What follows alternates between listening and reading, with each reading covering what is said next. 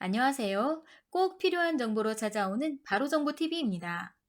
최근에 기초연금에 관한 이야기들이 각종 뉴스 매체나 연금 관련 커뮤니티 등에서 자주 언급이 되고 있습니다.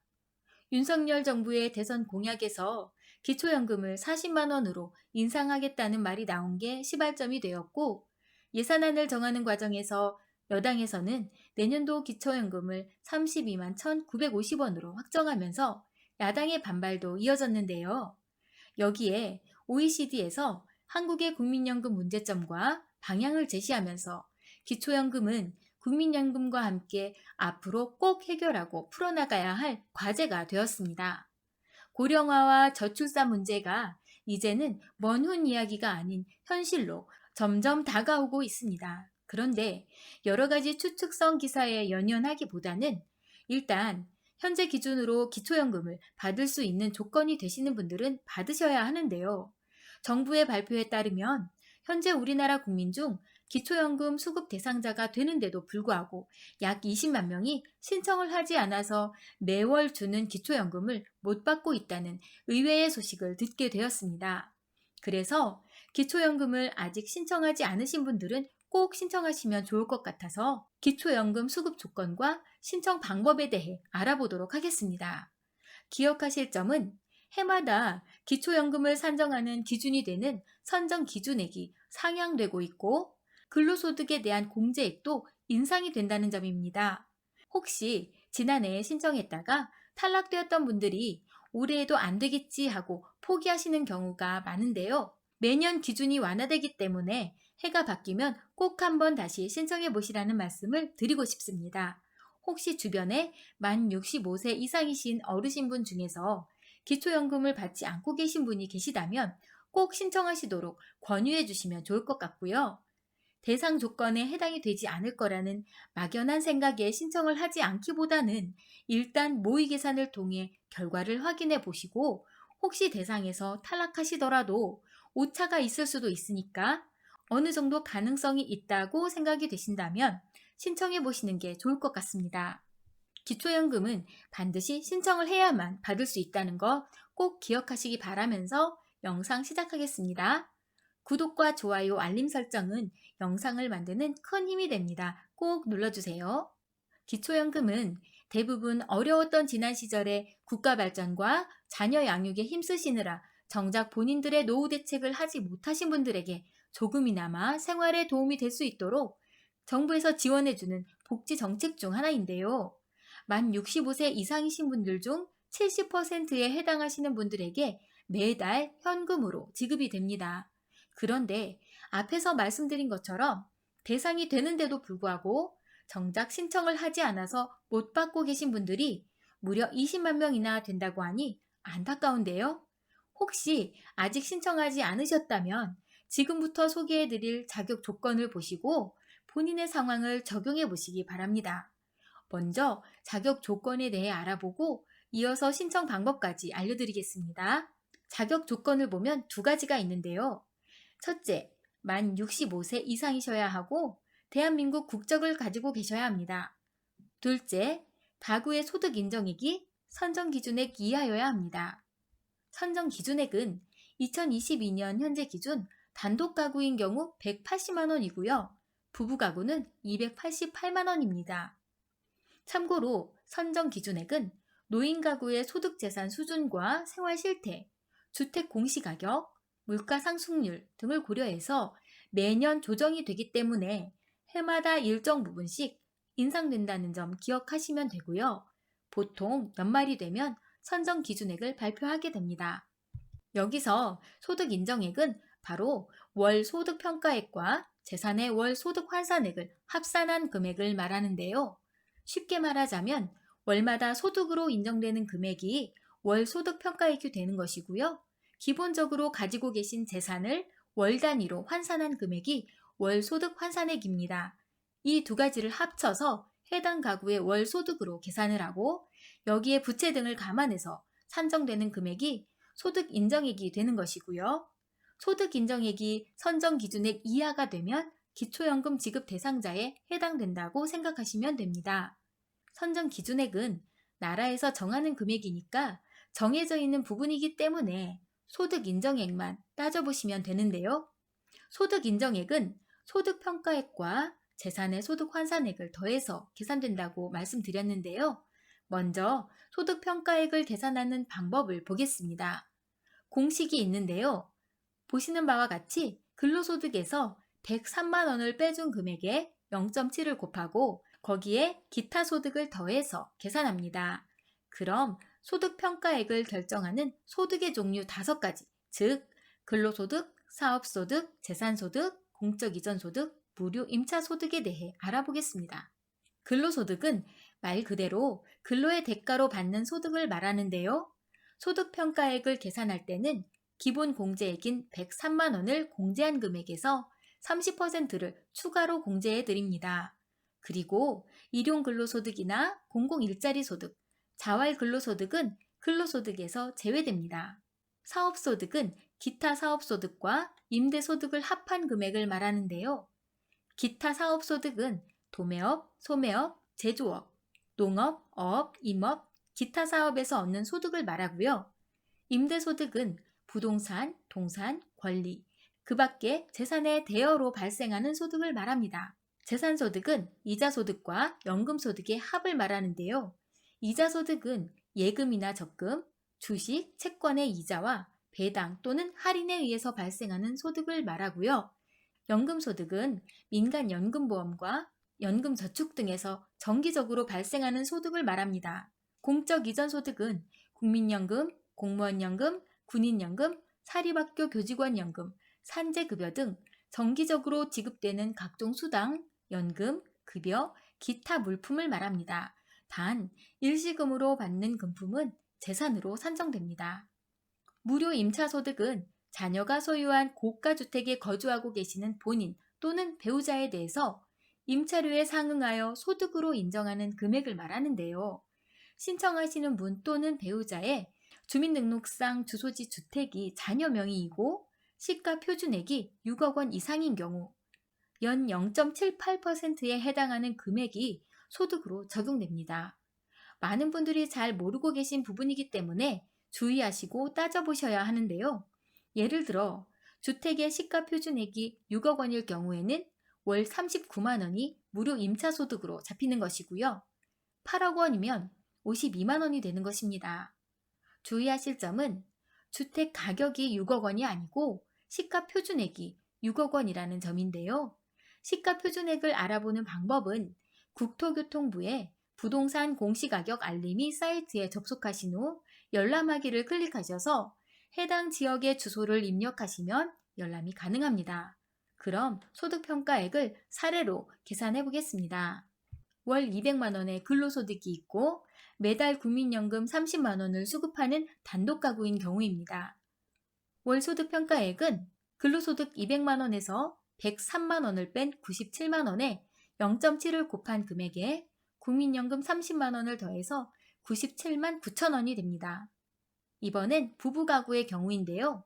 본인은 200만 원의 근로소득과 국민연금 30만 원, 배우자는 150만 원의 근로소득이 있다면 월 소득평가액은 본인 소득분은 앞의 사례와 같기 때문에 97만 9천 원이 되고요.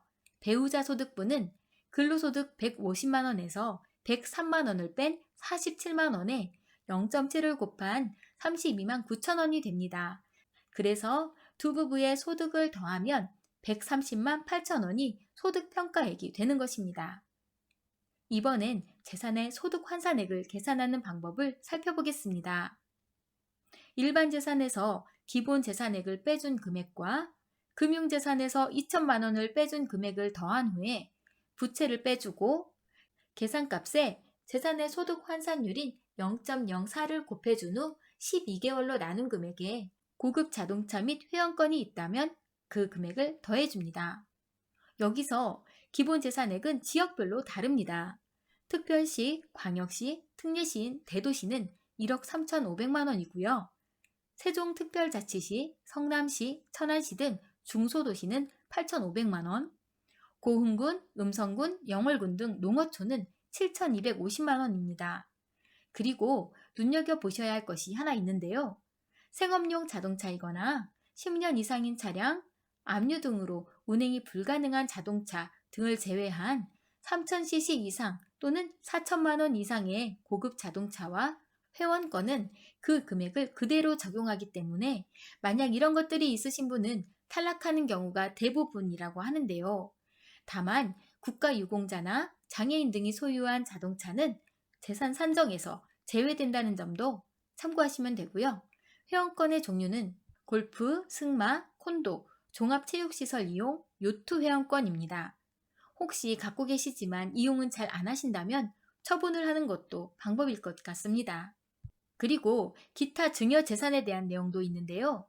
타인에게 증여한 재산 또는 증여한 것으로 인정되는 재산을 말하고요. 2011년 7월 1일 이후에 재산을 증여하셨거나 처분한 경우 해당 재산의 가액에서 일부를 차감한 금액이 기타 증여 재산으로 산정이 돼서 소득 인정액 계산 시 포함됩니다. 대신 부채 상환금이나 본인 또는 배우자의 의료비, 교육비, 장례비, 혼례비, 위자료 및 양육비 지급금 등은 기타 증여재산을 산정할 때 차감된다고 합니다. 지금까지 소득 인정액을 결정짓는 것들을 살펴보았는데요. 복잡하다고 느끼실 수도 있으실 겁니다. 그래서 복지로에서는 소득 인정액 모의 계산을 할 수 있도록 했는데요. 방법은 비교적 간단합니다. 복지로 홈페이지에 가셔서 상단의 복지 서비스에서 모의 계산을 보시면 여러 가지 모의 계산 메뉴가 있고요. 맨 위에 기초연금이 있습니다. 클릭하시면 자세한 설명이 있는데요. 모의 계산 결과와 실제 연금 신청 시 결과가 다를 수 있다는 점도 안내되어 있습니다. 아래로 내려오시면 가구 유형과 거주지 등 기본 정보와 소득재산 정보, 부채 등을 차례로 입력하시면 되고요. 마지막에 결과 보기를 누르시면 결과가 안내됩니다. 소득 인정액이 계산되어져서 수급 대상자로 선정될 가능성이 있다 혹은 없다 라는 문구를 통해 알려주니까 간편하게 모의 계산을 해보실 수 있습니다. 그럼 이번엔 기초연금액에 대해 알아보겠습니다. 무조건 일률적으로 기초연금액인 30만 7,500원을 드리는 건 아니고요. 상황에 따라 금액이 감액되는 경우가 있습니다. 월 30만 7,500원을 온전히 받을 수 있는 분들은 4가지 상황에 계신 분들인데요. 국민연금을 받지 않고 계신 무연금자, 국민연금 월 급여액이 46만 1,250원 이하인 분, 국민연금의 유족연금이나 장애연금을 받고 계신 분, 국민기초생활보장수급권자, 장애인연금을 받고 계신 분입니다. 다만 소득 수준이 상대적으로 높아서 소득 역전 방지 감액이 적용되거나 부부 2분 모두 기초연금을 받으실 경우에는 감액이 될 수 있습니다. 소득 역전 방지 감액은 기초연금을 받는 사람과 받지 못하는 사람 간에 기초연금 수급으로 발생할 수 있는 소득 역전을 최소화하기 위해서 소득 인정액과 기초연금액을 합한 금액과 선정 기준액의 차이만큼 감액하는 것을 말하는 것이고요. 단독 가구와 부부 가구 간의 생활비 차이를 감안해서 부부가 모두 기초연금을 받는 경우에는 각각에 대하여 산정된 기초연금액의 20%를 감액해서 지급하고 있는데요. 이 부분도 국회에서 논의되고 있는 상황이기 때문에 감액 여부는 앞으로 지켜보셔야 할 것 같습니다. 기초연금 지급에서 제외되는 경우에 대해 궁금해 하시는 분들이 많아서 짚고 넘어가겠습니다. 기본적으로 공무원 연금이나 사립학교 교직원 연금, 군인연금, 별정우체국연금 등 직역연금을 받고 계신 분과 그 배우자는 원칙적으로 기초연금 수급 대상에서 제외됩니다. 하지만 이런 분들이 모두 제외 대상이 되는 것은 아닙니다. 직역연금 해당 재직기간이 10년 미만인 국민연금과 연계한 연계퇴직연금 또는 연계퇴직유족연금 수급권자 및 배우자나 장애보상금이나 유족연금 일시금 등을 받은 이후 5년이 경과한 수급권자 및 그 배우자, 2014년 6월 30일 당시 기초노령연금을 받고 계셨던 분, 기초연금법 시행 당시 장애인연금 특례수급자였던 분이 나중에 만 65세에 도달해서 기초연금 특례 대상자로 전환된 경우 등 기초연금을 받을 수 있는 분도 계시니까 직역연금을 받고 계신 분들이 무조건 해당이 안 된다고 생각을 많이 하시지만 반드시 확인하셔야 할 부분입니다. 설명이 복잡하고 어려울 수 있기 때문에 궁금하신 사항은 주저하지 마시고 전문 기관에 문의하시는 게 제일 정확하다고 생각합니다. 기초연금에 관한 문의는 보건복지부 콜센터인 129번 또는 국민연금공단 135번으로 문의하시면 됩니다. 마지막으로 기초연금을 신청하는 방법에 대해 설명드리겠습니다. 온라인 신청이 가능하신 분들은 복지로 홈페이지에서 신청하실 수 있고요. 주소지 관할 읍면사무소 및 동주민센터에 방문하셔서 신청하시거나 가까운 국민연금공단 지사 및 상담센터에서 신청하실 수 있습니다. 특히 국민연금공단 지사의 경우에는 신청자의 주소지와 무관하게 어느 곳에서든 신청이 가능하십니다. 신청 기간은 만 65세 생일이 속하는 달의 1개월 전부터 신청이 가능합니다. 예를 들어 2022년 12월 5일이 만으로 65세 생일이시다면 2022년 11월 5일부터 신청이 가능하십니다.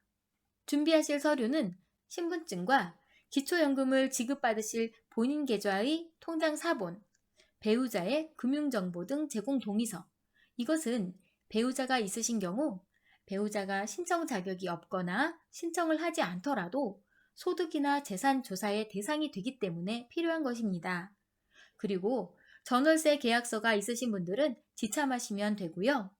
나머지 신청서와 필요 서류는 방문하신 기관에서 작성하시면 됩니다. 신청하시면 심사가 진행되고 기초연금 대상자로 선정이 되시면 매월 25일에 신청하신 본인 명의의 계좌로 입금이 됩니다. 만약 이의가 있으신 경우 처분 통지서가 송달된 날로부터 90일 이내에 이의 신청하시면 된다는 점도 기억하시면 되겠습니다. 지금까지 기초연금의 대상 조건과 신청 방법, 유의하실 점 등을 알아보았는데요. 정치적인 선심성 발언이 아닌 실천 가능하면서도 현실성 있는 방향으로 개혁이 되기를 바랍니다. 소외되거나 서운한 생각이 드는 분들이 없이 재정을 잘 운영해서 앞으로 모두에게 도움이 되는 좋은 방향으로 정책이 추진되기를 간절히 바라보면서 영상 마치겠습니다. 오늘 영상이 조금이라도 도움이 되셨다면 주변에 공유해 주시고 구독과 좋아요도 부탁드립니다. 오늘도 행복하시고 많이 웃는 하루 되세요. 감사합니다.